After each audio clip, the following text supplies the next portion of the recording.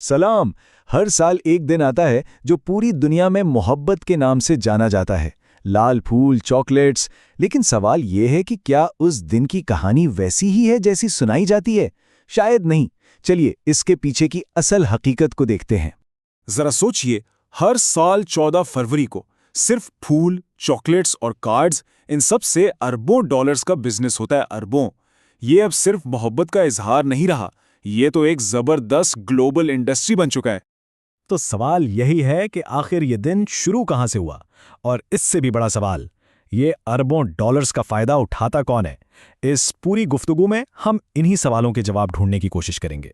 इस कहानी की जड़ तक पहुंचने के लिए चलिए सफर करते हैं वक्त में पीछे, बहुत पीछे, सीधा तीसरी सदी की रोमी सल्तनत में। तो मंजर है तीसरी सदी का रोम। वहां का बादशाह एम्परर क्लॉडियस दोम एक अजीब परेशानी में था। उसको लग रहा था कि उसके जो नौजवान सिपाही हैं ना, वो मैदान जंग में बिल्कुल ढीले पड़ गए हैं। उनमें वो जोश ही नहीं रहा जिसकी सल्तनत को सख्त जरूरत थी। अब इसने इसकी वजह तलाश की तो उसके जहन में एक बात आई कि जो शादीशुदा फौजी हैं वो हमेशा अपने घर वालों की फिक्र में लगे रहते हैं और इसीलिए दिल लगाकर लड़ नहीं पाते। तो उसने इसका हल क्या निकाला? एक अजीबोगरीब फरमान जारी कर दिया कि आज से पूरी रूमी सुल्तनत में किसी भी नौजवान फौजी को शादी करने की इजाज़त नहीं होगी, बिल्कुल पाबंदी।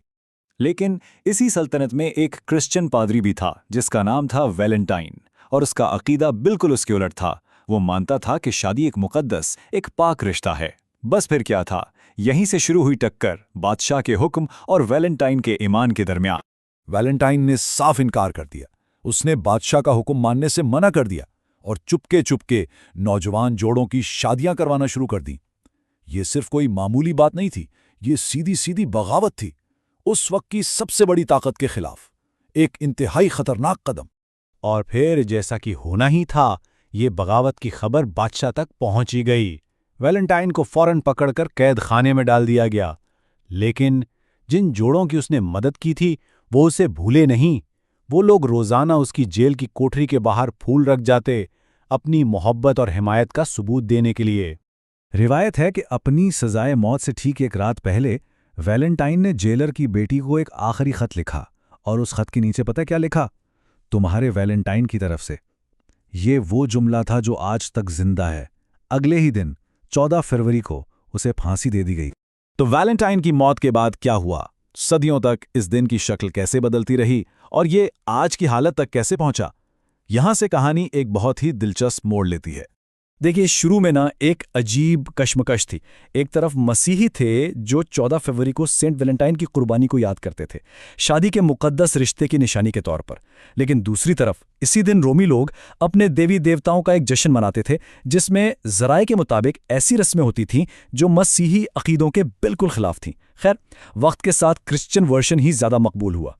लेकिन इसके बावजूद ये त्यौहार कोई 1000 साल तक बस यूं ही चलता रहा, ज़्यादा मशहूर नहीं हुआ। इसको असल शोहरत कब मिली? 16वीं सदी में, जब विलियम शेक्सपियर जैसे बड़े लिखारियों ने अपनी कहानियों में इस दिन को मोहब्बत से जोड़ना शुरू किया। और बस वहां से ये ख्याल पहले यूरोप और फिर पूरी दुनिया में आग की तरह फैल गया। शेक्सपियर के बाद तो ये एक रिवायत सी बन गई। नेपोलियन बोनापार्ट, मलका विक्टोरिया, यहाँ तक कि विंस्टन चर्चिल, इतनी बड़ी बड़ी तारीखी शख्सियात इस दिन अपने चाहने वालों को खत लिखा करती थी। लेकिन इसका जो कमर्शियल रूप आज हम देखते हैं ना, वो अभी भी दूर था। और फिर आती है 20वीं सदी, वो दौर जहां से बड़ी बड़ी कंपनियों ने इस त्यौहार की शक्ल हमेशा के लिए बदल कर रख दी। वर्ल्ड वॉर्स का जमाना था, लाखों लोग अपने घर वालों से जुदा थे, फौजी सरहदों पर थे। इस जुदाई के एहसास में हॉलमार्क नाम की एक छोटी सी अमेरिकन प्रिंटिंग कंपनी को एक बहुत बड़ा मौका नजर आया। मगर जब जंगें खत्म हुई तो इनके कार्ड्स की सेल अचानक से गिर गई। अब हॉलमार्क, जो एक बड़ी कंपनी बन चुकी थी, उससे अपने बिजनेस को बचाने के लिए एक शातिर प्लान की जरूरत थी। और यहां से उन्होंने पूरा गेम ही बदल दिया। उनकी नई हिकमत अमली क्या थी?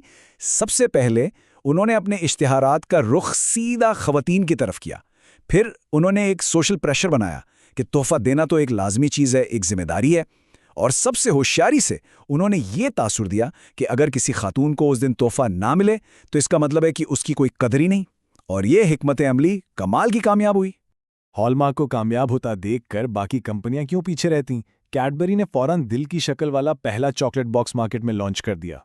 ज्वेलर्स ने हीरों को मोहब्बत की सबसे बड़ी निशानी बनाकर पेश किया और फूल वालों ने तो लाल गुलाब को इस दिन के लिए जैसे लाजिम व मलजूम ही करार दे दिया।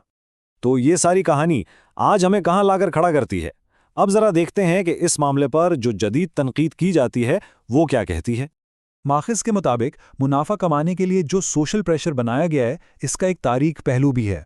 बहुत से लोगों के लिए ये दिन खुशी नहीं बल्कि तन्हाई, डिप्रेशन और बेचैनी की वजह बन जाता है।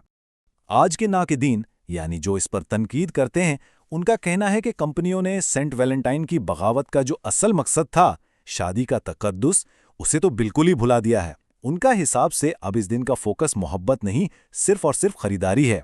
और मजे की बात यह है कि यह दिन अब वापस उसी कदीम रोमी त्यौहार जैसा बनता जा रहा है जिसको उसने खत्म किया था। तो इस सब का खुलासा ये है माखिज के मुताबिक कि अगर आज कोई वैलेंटाइन डे मना रहा है तो ये समझ लेना चाहिए कि उसके पीछे मोहब्बत से कहीं ज्यादा बड़ी कंपनियों की मार्केटिंग की हिकमत अमली का हाथ है।